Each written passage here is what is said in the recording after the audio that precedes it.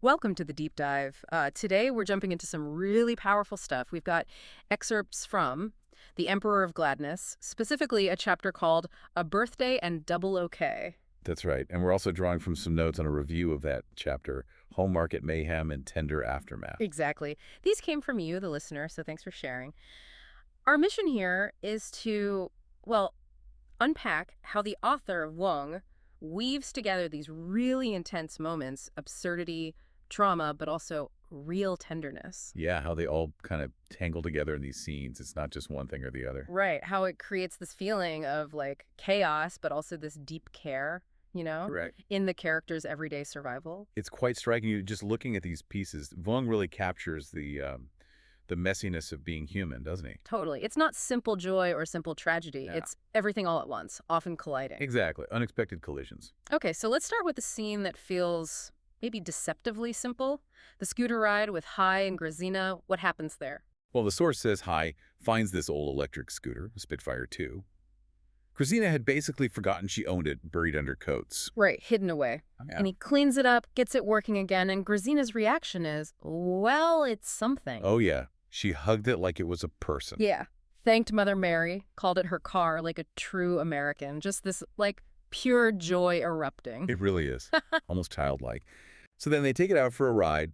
Grazina's driving, wrapped in a blanket because it's chilly. And Hai's standing on the back. Yeah. Right. And they're going slow, carefully dodging potholes. Exactly. Okay. And as they're riding, Grazina starts pointing out houses. They're described as being in, various stages of dereliction. But she's not just pointing out the decay, she's telling stories, isn't she? Naming the families. Yeah, who lived there, what they did, what they died of, where they came from.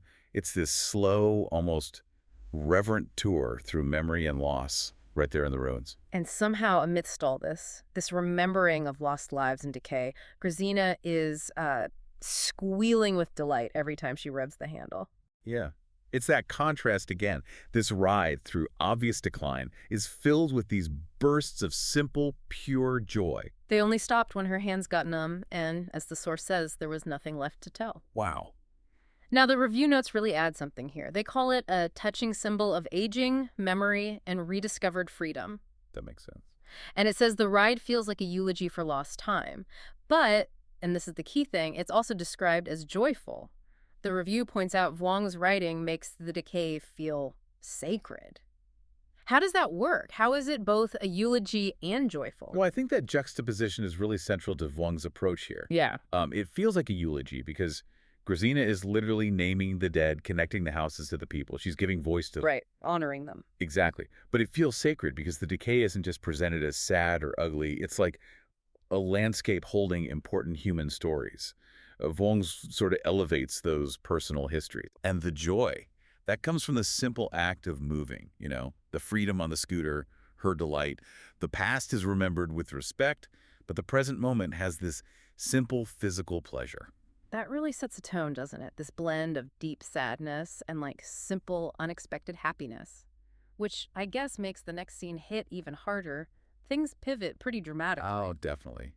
A very hard pivot, as the review calls it. We move to the next day at Home Market. Yeah. And it starts out kind of normal, almost sweet. Hai's trying to bring some comfort, making Fluffernutter sandwiches for everyone. His ultimate comfort food. Right. He's even explaining his specific ratio, 1/3 fluff, 2/3 peanut butter.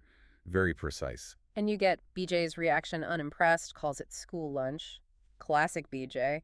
But the rest of the staff seem okay with it, a little novelty. Yeah, small break. Yeah. And outside, Sony is humming when Johnny comes marching home.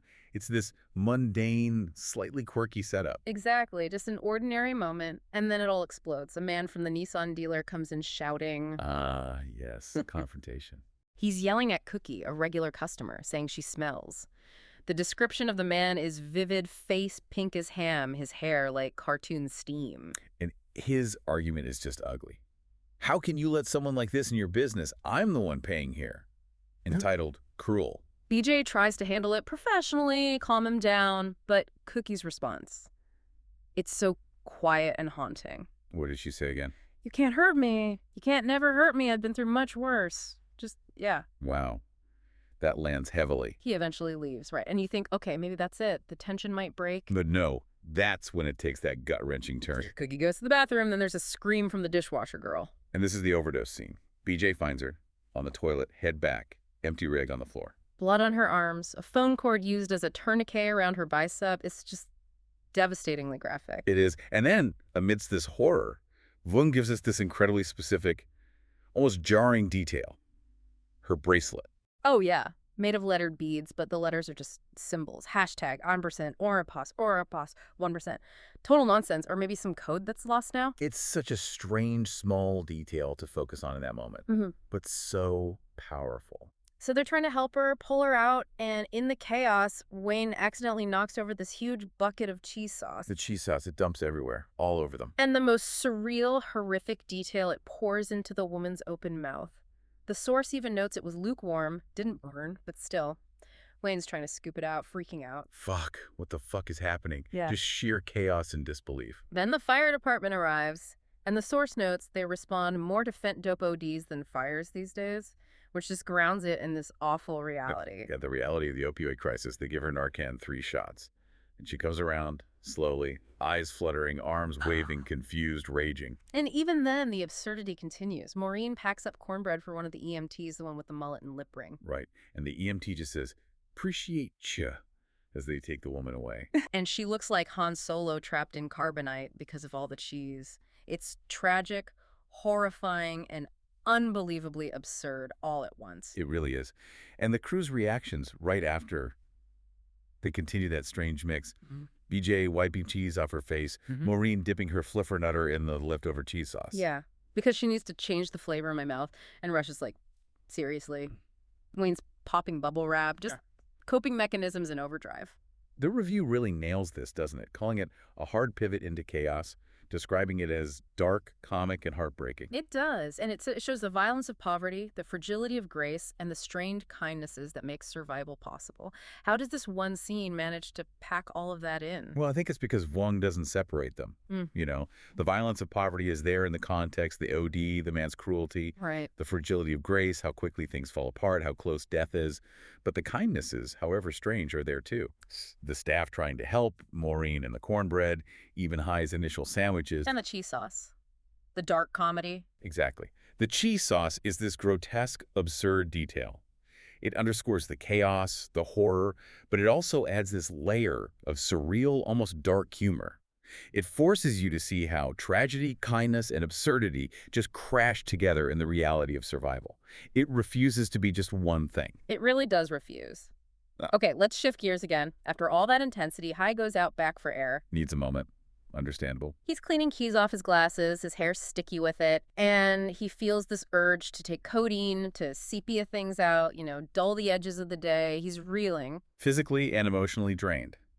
And then Sony joins him, quietly, just pulls up a crate. Yeah. There's silence first, a kind of sheared space after the storm. And then Sony breaks it, but with something simple yet complicated. He says he saw High's mom at CVS. Right, but didn't talk to her because their moms are fighting. Instantly brings in their shared history, their family stuff. And High's reaction tells us a lot. His mom thinks he's in Boston. He asks Sony not to say anything. It's complicated. And Sony just nods, understands without needing more. Which was his way, the source says. Shows that quiet bond. Then comes this really gentle, maybe slightly awkward physical gesture. Yeah. Sony reaches out, starts tracing something on High's cheek, which is probably still a bit sticky from sweat and cheese. High asks, what are you doing? And Sony just says, just hold still. I'm writing something. Simple. Direct. High asks what it says. Sony replies, okay. High questions it, like, okay. Almost like, is that it? And Sony's answer is so direct, so profound, because I mean it. Wow. And High lets his face say, okay, accepts it. The review calls this moment profoundly human, soft, awkward, and deeply earned. Deeply earned. Why earned? Well, it's not just random. It comes right after this intense chaos. Yeah. And it connects directly to their shared past. Ah, the flashback. The source drops that in right here. High at 12, Sony 10 at the playground. Yeah. High's ignoring Sony, playing his game. Sony gets bullied, called offy, dirt kicked in his face. For eating old gum. And the bullies ask High if Sony's his brother. And High shakes his head no. Walks right past Sony crying on the ground. Just abandons him in that moment. Such a painful memory. Failure to protect, failure to even acknowledge him. And later, Sony tells High about it, almost pretending High didn't see. And High's response is so weak. That's fucked up of them. Doesn't even stop walking. Yeah. Tells Sony to wipe his face. So, back in the present, after the home market horror, after High's wanting to numb out, Sony offers this simple word traced on his skin, And then he does the other cheek, too. Now you're double okay. double okay.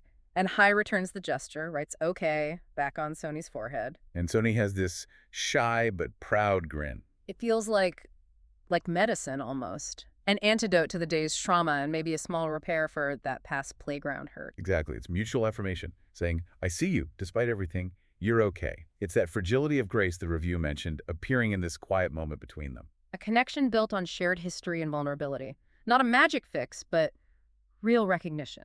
And then the chapter closes later that night. It's High's birthday. Right. Quietly unfolds. He's on the kitchen floor listening to classical music on the radio, the Lithuanian National Symphony Orchestra. And Grazina is there, hunched over him, combing the leftover rubbery globs of cheese out of his hair. Again, that blend. The absurd physical detail, combing keys, mixed with this incredibly tender, caring act. Yeah. And they're having this totally normal conversation about frozen dinners. Salisbury steak versus Hormel spaghetti on sale. Grazina comments on how lucky they are in America for food choices. Then she notices High's mood. Tough day at the office, huh? And gives his hair a rough but caring yank to get some cheese out. And seeing the cheese, or maybe just the intimacy of the moment, reminds High of the woman's bracelet from earlier. He asks Grazina if she has siblings. And her answer is short, heavy. Yeah. One brother, long ago, but that's another life. And she quickly changes the subject, avoids going there. But what she changes the subject to is lovely. She says they must be ready and pulls a Nutella cake from the oven, her specialty. She made it that afternoon. While he was dealing with all the chaos at home market. Wow. And then softly she says, "Happy birthday, Labas," using that Lithuanian word, maybe connecting to her own past. Hi, bosses. Remember, she'd asked his birthday, sees Labas' birthday, written on the calendar for November 15th. And he gets emotional. "Oh, man, it's beautiful," voice quivering. They have this slightly awkward hug. A very real awkward hug. He turns the radio back on, music fills the room, and in that quiet moment, listening to the music, probably smelling the cake, he realizes he was 20. Yeah. The review points out this ending, this quiet intimacy after all the chaos. These small things, the cheese combing, the cake, the hug, they're profoundly human and, again, earned. It's not a big celebration, but it feels incredibly meaningful. Absolutely. After the day's violence and absurdity, this quiet act of care from Grazina, who clearly has her own deep traumas, it's grounding, it brings warmth. It shows how these small personal gestures of connection and love aren't trivial at all. They're how you survive. They're the grace found in the mess. Exactly. Earned moments of grace. So looking back across these scenes, the scooter ride, home market, the okay moment, the birthday cake and cheese combing, it's so clear how Vuong uses these specific visceral details, these sharp emotional shifts. Yeah, to show the reality of survival, where trauma, absurdity, deep tenderness, they're not separate lanes. They're all tangled together. Constantly intertwined. And the review says his prose is masterful at this cinematic, intimate, and emotionally surgical. He gets right to the heart of these complex feelings. Shows the pain, but also the surprising grace within it. Precisely. And for you listening, I think these excerpts really make us think about where connection and care show up in unexpected places, even when things are chaotic or really hard. Yeah. Seeking out or offering those small kindnesses, making sandwiches, trying to help, tracing okay on someone's cheek, baking a cake, even when you have your own stuff going on. They aren't just nice things to do. They feel like acts of survival, of saying, you matter, of love. They remind us to recognize and affirm each other's humanity and our own, especially when life feels overwhelming. Finding those little pockets of okayness. Yeah.